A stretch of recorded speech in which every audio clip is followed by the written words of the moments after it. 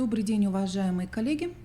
Коми Республиканский институт развития образования продолжает серию вебинаров, посвященных обеспечению качества образования. И сегодня мы с вами поговорим об исследовании качества естественно-научного и математического образования ТИМСС, о его особенностях проведения в 2019 году и о том, как школьники Республики Коми приняли участие в этом исследовании. Национальный проект в сфере образования ставит очень амбициозные цели и задачи. Это обеспечить глобальную конкурентоспособность российского образования, воспитать гармонично развитые социально ответственные личности на основе духовно-нравственных ценностей и обеспечить вхождение Российской Федерации в число 10 ведущих стран мира по качеству образования. Что же значит обеспечить вхождение Российской Федерации в число 10 ведущих стран мира по качеству общего образования? Это значит, мы должны постараться сохранить лидирующие позиции в международном исследовании математического и естественно-научного образования ТИМСС, о котором сегодня у нас пойдет речь, и повысить свои позиции в международной программе по оценке образовательных достижений по естественно-научной грамотности ПИЗа. Сегодня в Российской Федерации сформирована уже единая система оценки качества школьного образования. Эта система предусматривает мониторинг знаний учащихся на разных ступенях обучения в школе, оперативное выявление и решение проблем системы образования в разрезе как предметов, так и отдельных школ и регионов. Также эта единая система оценки качества школьного образования дает возможность получить полное представление о качестве образования в стране, анализировать и учитывать влияние различных факторов на результаты работы школ. И именно единая система оценки качества школьного образования позволяет школам вести самодиагностику, выявлять имеющиеся проблемы, а родителям дает возможность получать информацию о качестве знаний своих детей. Здесь представлена на слайде та система мероприятий, которая включает в себя исследование качества школьного образования в России. На дошкольном уровне это национальное исследование качества образования. В начальной школе это всероссийские проверочные работы, национальные исследования качества образования и исследования ТИМСС и ПИРЛС. И также мы видим, как все происходит на уровне основной школы и на уровне старшей школы. Кроме того, в единую систему оценки качества школьного образования в России входит также и исследование профессиональных компетенций учителей. Единая система оценки качества школьного образования строится на основе 5 базовых принципов. Во-первых, оценка является составной частью учебного процесса. Очень важна обратная связь, которую мы получаем от наших обучающихся. Второй принцип – это объективность оценки, потому что если мы с вами получаем необъективные данные, то мы не можем принимать эффективные управленческие решения. Третий принцип – оценка того, чему учили. То есть мы должны оценивать именно ядро содержания образования. Четвертый принцип. Формат оценки влияет на содержание образования. Все это ведет к тому, что постоянно совершенствуются измерительные материалы. Пятый принцип. Оценка выступает как основа для стимулирования развития. То есть мы используем результаты для стимулирования развития образования, для совершенствования преподавания, для оказания организационно-методической помощи школам. Особо подчеркивается, что по результатам оценочных процедур нельзя сравнивать эффективность работы регионов, школ и учителей. Также недопустимо использование результатов для принятия административных решений, для наказания учителей и директоров слабых школ, где учащиеся продемонстрировали недостаточно высокий уровень знаний. Итак, мы с вами видели на предыдущем слайде, что единая система оценки качества образования включает в себя не только национальные исследования качества образования, но и международные исследования. Сегодня Российская Федерация участвует в следующих основных международных сопоставительных исследованиях качества образования. Во-первых, это исследование ПИЗа, международная программа по оценке образовательных достижений учащихся 15 лет в области математической и естественно-научной грамотности, а также грамотности чтения. Российская Федерация будет участвовать в следующем исследовании ПИЗа в 2020 году, и мы с вами должны начать подготовку к этому. Исследование ПИРЛС – это международное исследование качества чтения и понимания текста для учащихся 4 классов. Исследование ТИМСС, о котором сегодня мы более подробно будем говорить, это международное мониторинговое исследование качества математического и естественно-научного образования для учащихся 4, 8, также 11 классов. Исследование X. Международное исследование качества граждановедческого образования 14-летних школьников. Исследование ТАЛИС – это международное сравнительное исследование педагогического корпуса. В 2018 году прошло последнее исследование, и о результатах его сегодня уже можно говорить. Исследование ПИАК – это международное исследование компетенций взрослого населения. И исследование ИКИЛС – международное исследование компьютерной информационной грамотности для учащихся 14-летнего возраста. Итак, сегодня мы с вами поговорим об исследовании TIMSS. Основная цель этого исследования заключается в том, чтобы сравнить между собой качество математического и естественно-научного образования в начальной школе и в средней школе. Участвуют в этом исследовании ученики 4 и 8 классов. Здесь очень важно, чтобы это были одни и те же учащиеся, да, на ступени 4 класса, когда они заканчивают начальную школу, и 8 класса. Проходит исследование каждые 4 года, и вот такая схема, она позволяет отслеживать, какие изменения происходят в образовании при переходе из начальной в основную школу и как они влияют в дальнейшем на качество образования. В ходе исследования оценивается общеобразовательная подготовка учащихся 4 и 8 классов по математике и естественно-научным предметам, а также оценивается подготовка учащихся 11 классов по углубленным курсам математики и физики. Исследование TIMSS позволяет провести сравнительную оценку уровня образовательных достижений учащихся начальной и основной школы в разных странах. Более 50 стран участвуют в этом исследовании. Также исследование позволяет выявить тенденции в изменении качества математического и естественно-научного образования в начальной и в основной школе. Это исследование позволяет нам отследить изменения в математическом и естественно-научном образовании, которые происходят при переходе из начальной в основную школу, поскольку, как я уже говорила, обследуется одна и та же совокупность учащихся. А также результаты исследования позволяют получить информацию об особенностях содержания программ по математике и естественно-научным предметам, об особенностях организации образовательного процесса в различных странах. И данное исследование позволяет выявить факторы, которые влияют на качество математического и естественно-научного образования в начальной и в основной школе. Для России исследование TIMSS – это такое первое мониторинговое исследование в области общего образования, в которое Россия включилась. И именно это исследование позволяет нам проследить тенденции развития математического и естественно-научного общего образования, начиная уже с 1995 года. На протяжении этих лет результаты российских школьников достаточно высокие. В 2015 году ученики 4 классов заняли 7 место по математике и 4 по естествознанию, а 8-классники оказались на 6 месте по математике и на 7 естественных науках. Но при этом рейтинг выявил 3 основные проблемы российского школьного образования. Во-первых, это большой объем домашних заданий. Во-вторых, это резкое падение успеваемости в средних классах. И в-третьих, это недовольство учителей своей работой. Итак, посмотрим результаты TIMSS по математике. Здесь представлены по 4 классу. В 2003 году Россия была на 9 месте. В 2007 году российские школьники заняли 6 место среди множества стран. В 2011 году Россия была на 10 месте. В 2015 году на 7 месте. То есть позиции примерно одинаковые сохраняются. В первую десятку мы постоянно входим. Как мы уже отметили, исследование позволяет выявить не только качество образования, но и определить, какие факторы способствуют достижению результатов. Здесь выделены 3 наиболее таких важных фактора. Во-первых, это отношение к учебным предметам. По результатам 2015 года отмечается, что разрыв в результатах между 52 российскими учащимися 4 классов, которым очень нравится изучать математику, и 11% учащихся, которым это не нравится, составляет около 40 баллов. Это, в принципе, не очень большой разрыв относительно других стран.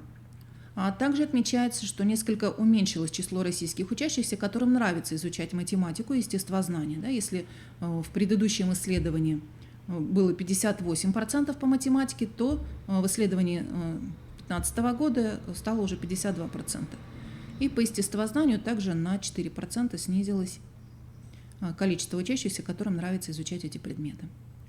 Второй очень важный фактор, который способствует достижению наивысших результатов учащихся, это самооценка.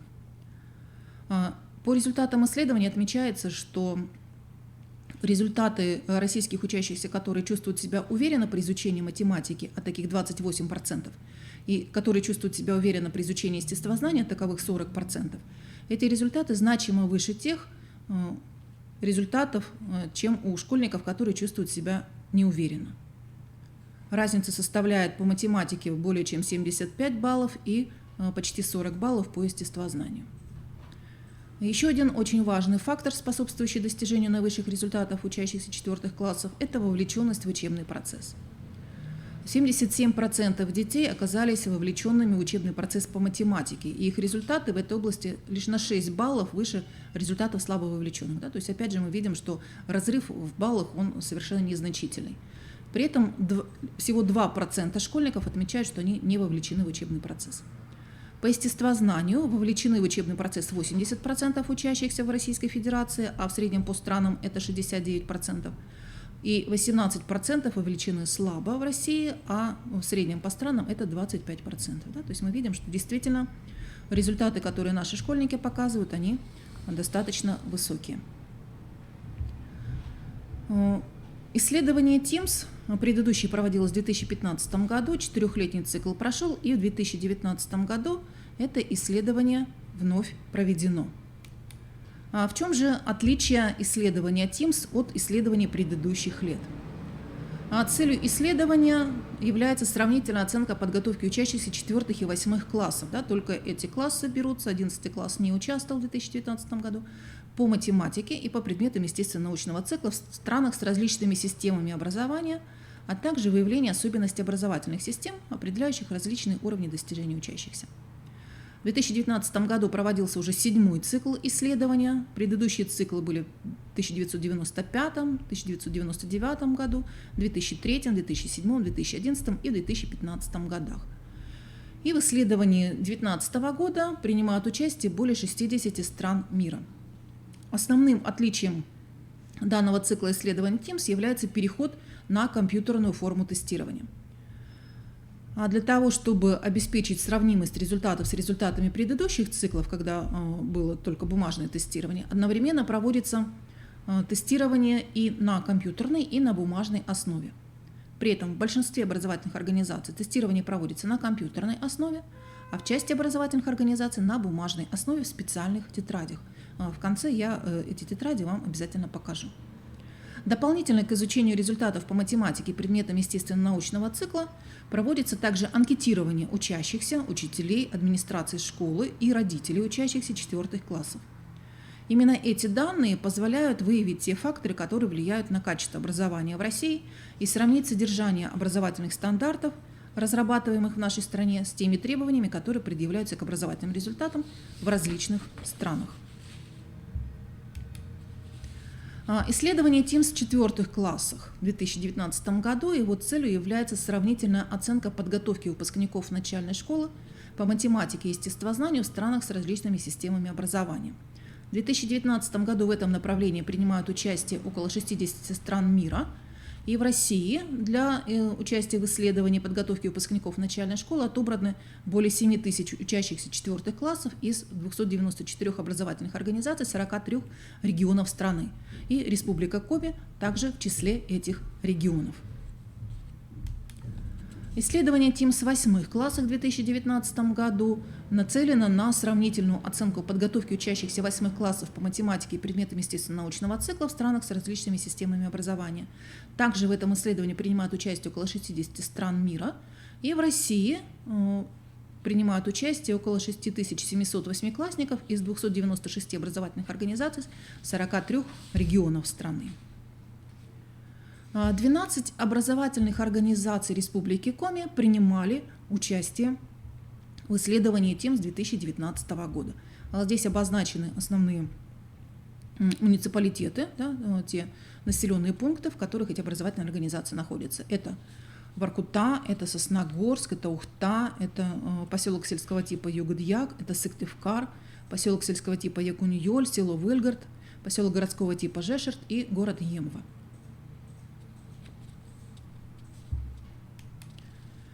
249 обучающихся 4 и 8 классов выполняли тестовые задания по математике и естествознанию. При этом 67 человек проходили тестирование в специальных тетрадях, а большая часть, 182 человека, проходили тестирование в компьютерной форме. Региональный координатор исследования ТИМС Галина Рубцова отмечает, что особенностью ТИМС 2019 года стало введение нового типа заданий, которые позволяют моделировать ситуацию реального мира и лабораторные эксперименты. Примеры заданий мы сегодня тоже с вами рассмотрим. И по словам ребят, участвующих в исследовании, эти задания были очень интересными, хотя, конечно, некоторые из них и вызывали определенные затруднения. Кроме того, помимо тестирования участникам исследований в Республике Коми, а также их родителям, учителям и директорам школ предлагалось ответить на вопросы анкеты. Вот такой подход к проведению исследования позволил узнать мнение участников анкетирования по различным вопросам, которые связаны с особенностями содержания программ по математике и естественно-научным предметам, по организации образовательного процесса в школе, а также получить информацию о тех факторах, которые влияют на уровень достижений школьников. Сейчас все результаты обрабатываются, идет свод результатов в целом по Российской Федерации, и мы сможем увидеть обобщенные результаты в декабре 2020 года. Они будут размещены в открытом доступе. Ну а сейчас мы с вами поговорим о содержании тех заданий, которые были предложены в данном тестировании. Содержание заданий отражает три основных когнитивные области. Первая область – это знания. Эта область касается способности ученика вспоминать, распознавать, описывать, приводить примеры определенных фактов, понятий и процедур. Это необходимо для прочного фундамента в естественных науках. Вторая область – это применение. Она фокусируется на использовании этих знаний для сравнения, противопоставления, классификации объектов или материалов, соотнесения научных знаний с конкретным контекстом, создания объяснений и решения практических задач. И третья когнитивная область – это рассуждение. Она включает в себя использование доказательств и понимание науки для анализа, синтеза и обобщения, причем очень часто это происходит в незнакомых ситуациях и сложных контекстах. Рассмотрим содержание и виды заданий по математике в 2019 году. В 4 классе 50% содержания касалось темы числа, в 8 классе это 30%. 20% в 8 классе заданий касалось темы алгебраического содержания. 30% и там в 4 классе и 8 классе затрагивало содержание, связанное с геометрическими фигурами и измерениями, и по 20% это представление данных и вероятность. В 4 классе в когнитивной области знаний представлено 40% заданий, на применение 40% и на рассуждение 20%. В 8 классе больше заданий представлено на рассуждение 25%, 40% на применение и чуть меньше, чем в 4 классе на знание, это 35%. И вот мы видим, стрелочками показано, да, что уменьшено количество заданий, связанных с геометрическими фигурами и измерениями в 4 классе, и увеличено количество заданий, связанных с представлением данных. Это в сравнении с предыдущим циклом 2015 года. Каковы же основные изменения теста ТИМС 2019 года? Ну, во-первых, как мы уже говорили, это переход на компьютерную платформу. Очень важным моментом является, что появились задания в области решения проблем и исследовательской деятельности, расширен спектр оцениваемых умений, введены новые типы и форматы заданий и уменьшена доля заданий, которые проверяют эксперты, да, чтобы исключить субъективность проверки. Оценка результатов ТИМС проводится по следующим параметрам. Это оценка новых заданий, в том числе в области решения проблем исследовательской деятельности. Это оценка заданий на материале, который не изучается в курсах 1, 4, 1, 8 класса. Да, то есть материал детям не знаком, и они должны с ним определенным образом справиться. И также это специфика оценки заданий с развернутым ответом. Вот один из примеров заданий – сад Лили. Ты собираешься помочь Лиле спланировать форму ее сада для цветов. Лиля купит ящики с цветами и поставит их рядом друг с другом, чтобы сделать сад. Она сделает вокруг сада забор. Каждый ящик с цветами занимает 1 квадратный метр. И дается иллюстрация этого ящика. Каждая деталь забора имеет длину 1 метр и дается иллюстрация этой детали забора. Приводится рассуждение Лиля. Она думает, у меня 12 деталей забора. Я еще не приняла решение о форме моего сада, но я знаю, что периметр у него будет 12 метров. Далее задание продолжается. Сад Лили должен иметь периметр 12 метров. Какую из следующих форм мог бы иметь сад Лили? И ребятам предлагается отметить одну из 4 форм. Далее Лиля рассуждает. А может, мне надо сделать сад в форме квадрата? И предлагается ребятам задание. С помощью мышки нарисуй квадрат, периметр которого равен 12 метров.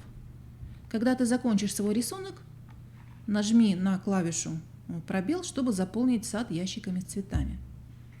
И вопрос. Какова площадь нарисованного тобой сада? Ответ нужно вписать в окошечко. Далее Лиля рассуждает. А может, мне надо было сделать сад прямоугольной формы? И предлагается ребятам задание. Нарисуй прямоугольник, не квадрат, периметр которого равен 12 метров. Когда закончишь свой рисунок, нажми на пробел, чтобы заполнить сад ящиками с цветами. И вопрос. Какова площадь нарисованного тобой сада? И вписать необходимо ответ. Далее задание продолжается. Ребятам предлагается ответить на вопрос, все ли сады, у которых периметр равен 12 метров, имеют одинаковую площадь. И нужно отметить один ответ, да или нет. И предлагается ребятам привести пример, чтобы объяснить свой ответ. При этом они могут вернуться, чтобы посмотреть на нарисованные сады. Далее задание продолжается. У Лили есть 18 ящиков с цветами для сада прямоугольной формы. Она знает, что ей нужно будет купить детали забора. Она хочет, чтобы у ее сада был наименьший периметр. Нарисуй такой сад на сетке. Также на компьютере ребята рисуют. И когда закончишь свой рисунок, нажми на пробел, чтобы заполнить сад ящиками с цветами. И в итоге получается, да, что площадь должна равняться 18 квадратных метров, поскольку 18 ящиков с цветами, да, и возможные варианты. 1 метр на 18 метров, периметр будет равен 38, 2 метра на 9 метров, периметр 22 метра, и 3 метра на 6 метров, периметр будет 18 метров. Вот такое задание, которое проверяет практические умения ребят. Для 8 класса задание. Пример первый. Георгий и Кирилл купили одинаковые хоккейные клюшки в разных магазинах. Обычно цена клюшек в этих магазинах была одинаковой. Георгий купил клюшку, заплатив на 20% меньше обычной цены. Кирилл заплатил 3/4 обычной цены за свою клюшку. Кто из ребят меньше заплатил за клюшку? Необходимо вписать ответ. И предлагается ребятам также объяснить свой ответ. То есть здесь у нас и проценты, и дроби, и нужно сравнить, да, часть от числа и проценты от числа. На данном слайде представлены критерии оценки ответа. Вот еще раз напоминаем условия. Да. Георгий купил клюшку, заплатив на 20% меньше обычной цены. Кирилл заплатил 3/4 обычной цены за свою клюшку. И ответ. Кирилл. Приведено правильное сравнение заплаченной суммы на основе использования обычной цены. Это обозначается кодом 20. И даются примеры возможных ответов, да, для оценки учителя. 25% больше, чем 20%, 75% меньше, чем 80%. Это если мы приводим, да, в проценты. Можно также было перевести в доли от числа. И еще один вариант. Пусть обычная цена будет 300, Георгий заплатил 225, Кирилл 240, да, то есть это через подстановку конкретных значений. И ответ. Кирилл, объяснение неполное или неправильное, кодируется кодом 10. Если ребенок указал ответ неверно, при этом указал имя или объяснение дал неверное, то это код 79. Если общий ответ отсутствует, это код 99. И затем в соответствии с этими кодами идет анализ ответов ребят. Второй пример для восьмиклассников. Продажа книг. Представлена диаграмма продажи книг по месяцам, указано число книг, проданное в различные месяцы с января по июнь, и задание. Продавец посмотрел на диаграмму, показывающую число книг, проданных им в первые 6 месяцев 2004 года, и сказал: в марте я продал в 4 раза больше книг, чем в феврале. Согласны ли вы с тем, что сказал продавец? Свой ответ объясните. Итак, все подумали, попытались объяснить свой ответ. Ну, теперь давайте посмотрим критерии оценки ответов учащихся. Правильный ответ: не согласен. Если дан именно такой ответ и упоминается о том, что неверное начало системы координат или что шкала начинается не с нуля, код 20. Обратите внимание, да, на шкалу. Шкала начинается с числа 900. Примеры возможных верных вариантов ответов. Я не согласен, потому что шкала число книг не начинается с нуля. Диаграмма построена, используя 900 в качестве начала координат, а не 0. И также в качестве ответа может быть несогласие с объяснением, которое базируется на умножении, делении или вычитании реальных данных. И примеры возможных ответов. Не согласен. Диаграмма показывает, что он продал 900 книг в феврале и 940 книг в марте. 940 книг в 4 раза больше 910. И я не согласен, потому что он продал в марте на 30 книг больше. От 910 он дошел до 940. Как мы с вами говорили, в 2019 году тестирование проводилось также и в компьютерной форме. Здесь представлен адрес, где можно ознакомиться и пройти демонстрационный вариант этого теста для 4 класса и для 8 класса, и по математике, и по естественным наукам. И некоторые примеры заданий представлены в компьютерной форме. Вначале идет инструкция. Вот она здесь представлена. В этом тесте по математике и естествознанию есть задание. Важно, чтобы ты постарался ответить на все вопросы и так далее. Затем, после просмотра инструкции, ребята попадают на непосредственно сами задания. Также разъясняется, какие варианты могут быть при записи ответов. Да, вот, например, где-то можно напечатать, а где-то в белом поле необходимо записать свой ответ. Инструкция по вводу знаков математических действий, то есть все очень подробно разъясняется перед тем, как предъявлять задание. И при выполнении некоторых заданий необходимо использовать линейку. Как это сделать, также все объясняется. Также в некоторых заданиях теста, связанных с деньгами, используется вымышленная денежная единица Z, да, чтобы не было привязки к реальным денежным единицам, и мы выходим на обобщенный уровень. При выполнении некоторых заданий надо использовать линейку. Как это нужно делать, здесь показано. Вот, например, задание. Определи по карте расстояние от школы до аптеки. Да, и вот здесь уже применен инструмент линейка для того, чтобы это расстояние определить. Вот пример самого задания. Необходимо перетащить линейку для проведения измерений. На линейке каждая единица измерения обозначает 1 см. Это пояснение к заданию.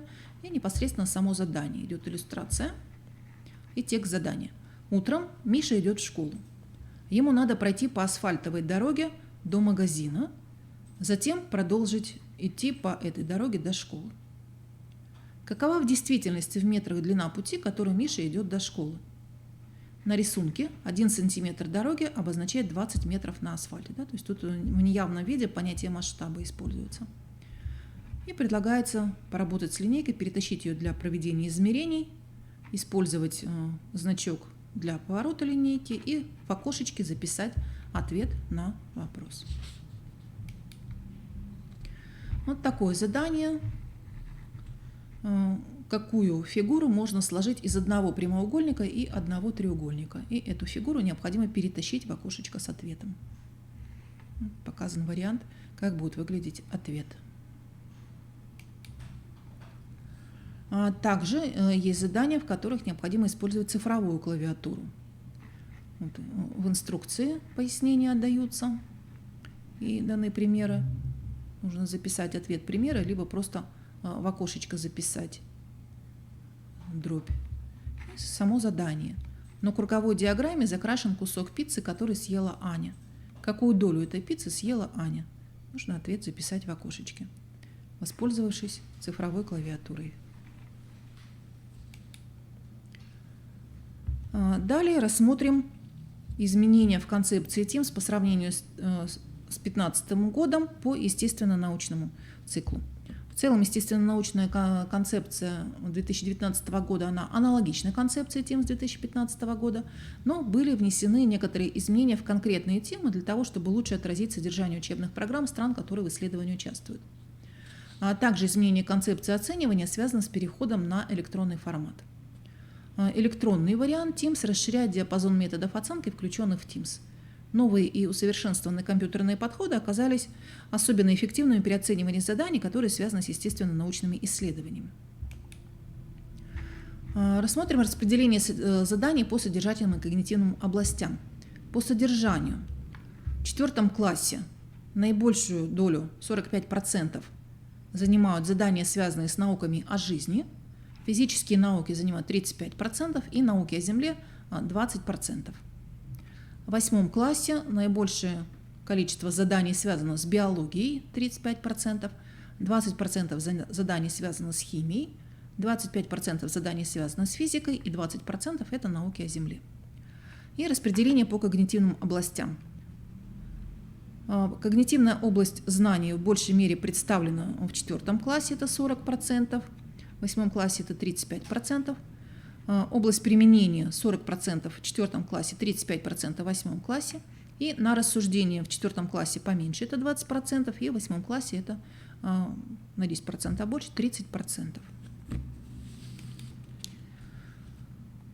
Примеры заданий и спецификация. Естествознание, 8 класс, содержательная область биология, раздел клетки и их функции. Прописаны образовательные результаты, объяснять, что живые существа состоят из клеток, которые обеспечивают жизненные функции, размножаются путем деления. Когнитивная область указана знание и когнитивное умение описывать. Само задание. Когда организм растет, количество клеток, из которых он состоит, увеличивается. Откуда появляются эти новые клетки? Представлены 4 варианта ответов, нужно выбрать тот ответ, который соответствует действительности. Следующий пример, также 8 класс естествознания, содержательная область физика, раздел «Свет и звук». Образовательный результат. Понимать, что звук – это волновое явление, которое вызвано колебаниями и характеризуется громкостью, амплитуда и высотой частота. Описывать некоторые основные свойства звука. Когнитивная область применения и когнитивное умение использовать модели. В этом задании представлены модели в виде графиков. Каждому графику соответствует музыкальная нота. По оси абсцисс отложено время, по оси ординат отложена сила звука. Все графики имеют один и тот же масштаб. И на основе сравнения графиков нужно определить, какой из графиков соответствует ноте с наименее громким звучанием и самым низким тоном. Еще один пример заданий. Также 8 класс, науки о Земле, раздел «Строение и физические характеристики Земли». Образовательный результат описывает структуру Земли, например, кору, мантию, ядро и физические характеристики этих разных частей. Когнитивная область – рассуждения. Когнитивное умение получать выводы. Задание. На земной поверхности существует много вулканов. Некоторые из них действующие. Что нам говорят извержения вулканов об условиях под земной корой? Напишите одно из условий.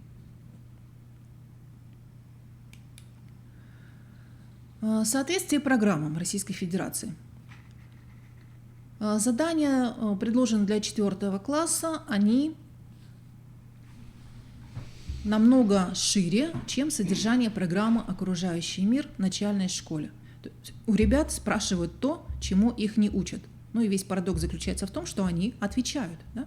В программе «Окружающий мир» нет приблизительно 40% того объема, который есть в заданиях TIMSS. Например, практически нет физики, нет химии, не рассматриваются вопросы размножения и наследственности, а в заданиях TIMSS такие вопросы встречаются.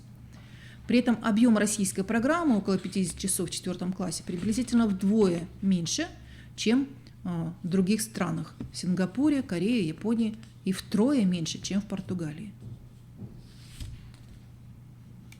По 8 классу в программах естественно-научных предметов Российской Федерации есть почти все, что включают тесты ТИМСС по естествознанию. Но в программах по физике для 7-8 классов нет звуковых явлений, и в учебниках по химии для 8 класса нет показателя pH, а в заданиях ТИМСС эти параметры присутствуют. Посмотрим примеры заданий. Здесь компьютерное тестирование. Предлагается задание с выбором ответа. Дается сначала пояснение, да, что в некоторых заданиях необходимо будет выбрать ответ. Для этого нажать на кнопку рядом с выбранным вами ответом. И задание. Также задания, в которых нужно выбрать правильный ответ из нескольких. Пример задания. Выбор из меню.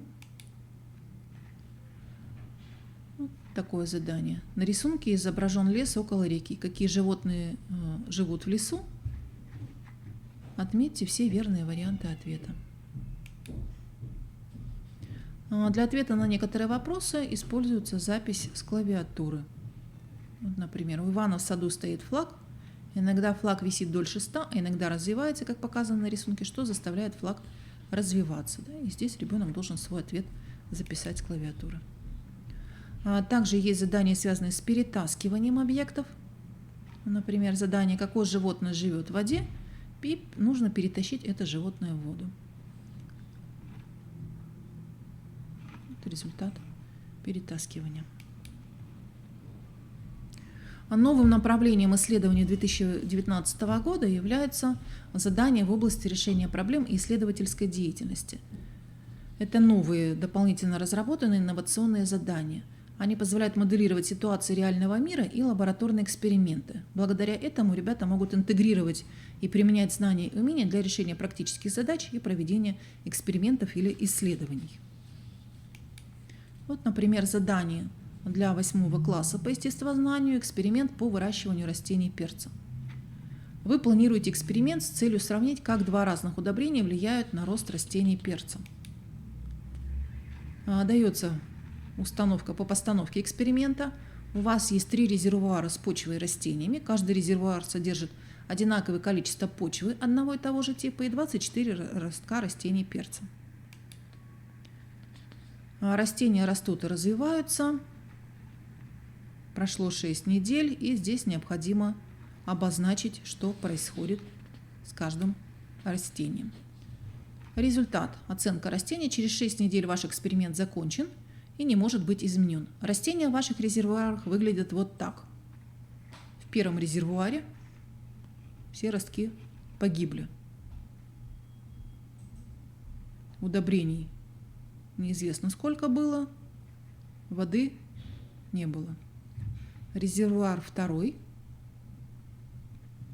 и резервуар третий. То есть воды было достаточно, поровну в каждом резервуаре. Сколько было удобрений, нам непонятно.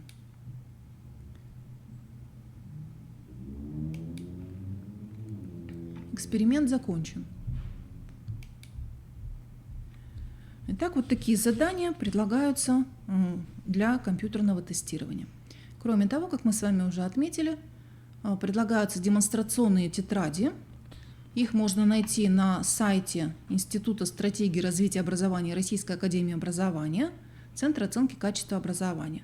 Вот адрес сайта представлен. И сейчас я эти тетради вам в дальнейшем покажу. То есть тетрадь для 4 класса, здесь и математика, и естествознание, и руководство по проверке заданий демонстрационной тетради. Аналогичный комплект для 8 класса. Тетрадь и руководство по проверке заданий демонстрационной тетради. Также важно подчеркнуть, что сегодня уже опубликован проект методологии критериев оценки качества общего образования в общеобразовательных организациях на основе практики международных исследований качества подготовки учащихся. Опубликован он на сайте Федерального института оценки качества образования и дает нам возможность решать следующие задачи. Это развитие и совершенствование механизмов и процедур оценки качества подготовки обучающихся с учетом современных вызовов. Развитие различных форм оценки системы образования с точки зрения ее направленности на индивидуальное развитие обучающихся. Развитие механизмов управления качеством образования. Повышение заинтересованности всех участников образовательных отношений в совершенствовании образовательной деятельности и улучшении его результатов. На данном слайде представлены источники, где можно найти информацию по проведению международных исследований качества образования, а также скачать материалы, которые можно использовать для подготовки, материалы прошлых лет, чтобы посмотреть приблизительную структуру заданий, да, какие умения и знания они выявляют. Вот основные позиции мы с вами сегодня уже раскрыли. Так, и сейчас я покажу демонстрационные тетради. Начнем с 4 класса. Скачиваются они с сайта Центра оценки качества образования Института стратегии развития образования Российской академии образования в формате PDF.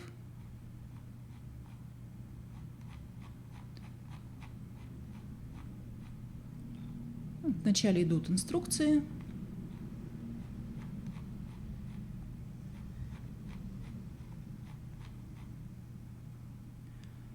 Часть первая – это задания, связанные с математикой. Дается общая инструкция. И дальше непосредственно сами задания. На полях место для того, чтобы код оценки можно было затем указать. Различные задания. То есть первая часть связана с математикой.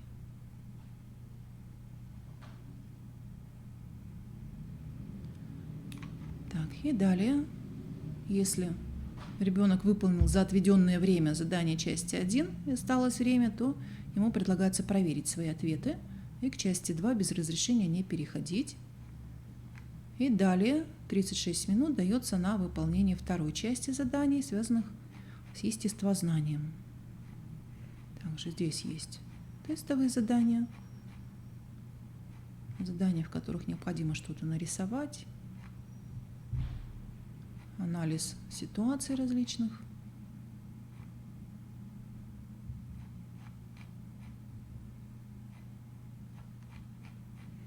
Очень интересные ситуации описаны, и необходимо их проанализировать.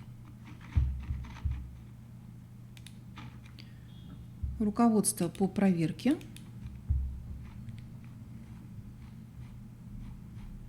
заданий.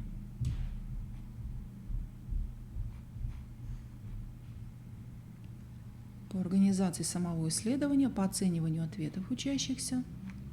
И далее по каждому заданию дается правильный ответ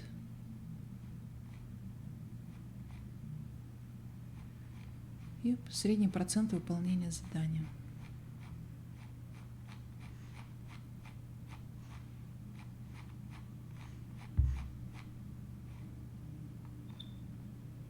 Если, допустим, может быть много правильных вариантов ответов, то они также здесь перечисляются. То есть очень подробно даны критерии оценивания, в соответствии с которым мы оцениваем выполнение работы учащимися. И аналогичный комплект для 8 класса, демонстрационная тетрадь.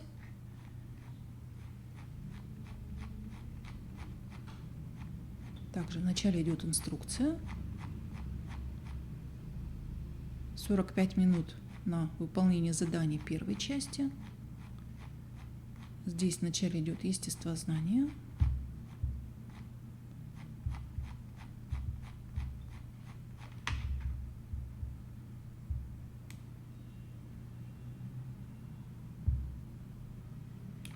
И во второй части идет математика.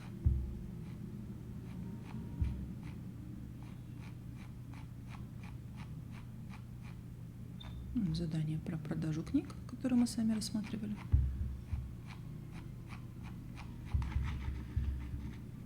также в комплект входит руководство по проверке. Тоже все очень подробно. Все указания обозначены, все различные варианты правильных ответов, которые могут быть засчитаны как правильные, тоже здесь прописаны, указаны. Итак, эти материалы можно скачать с сайта Федерального центра оценки качества образования.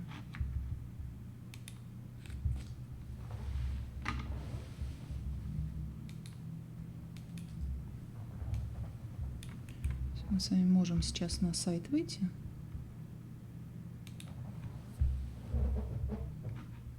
И посмотреть. В разделе «Исследования» и Teams по годам.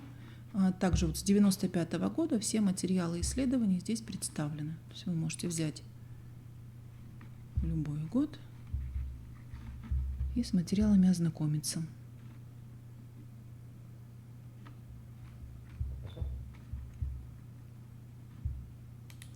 И также почитать о результатах исследований. То есть если в предыдущие годы очень кратко были представлены результаты исследований, то за 2015 год очень подробные результаты исследований представлены. Также на сайте их можно скачать, ознакомиться и с ними работать. Итак, как мы с вами можем использовать материалы, представленные на данном сайте? Мы можем организовать работу с данными тетрадями, можем предложить ребятам подобные задания. Конечно, каждый год задания разные, повторов все равно не будет, но тем не менее, особенно с четвероклассниками, да, у которых более 40% материала не изучается, подобные задания мы можем использовать на уроках и во внеурочной деятельности.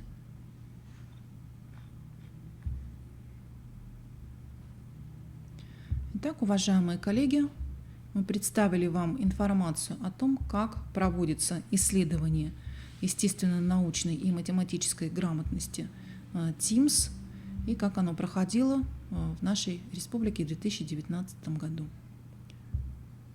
Презентацию мы также на нашем сайте Института развития образования представим в соответствующем разделе, в разделе «Качество образования», и вы сможете поработать с теми материалами, о которых мы сегодня говорили. Все материалы можно скачать с сайтов, в открытом доступе они находятся. Я благодарю вас за внимание. Свои вопросы вы можете оставлять в чате, можете направлять непосредственно нам на адрес Института развития образования. Мы постараемся на них ответить. Если вам необходимо, чтобы мы провели для вас более подробные семинары, курсы повышения квалификации, вы можете направлять нам соответствующие заявки. Желаем вам успешной подготовки к различным международным исследованиям качества образования. Удачи!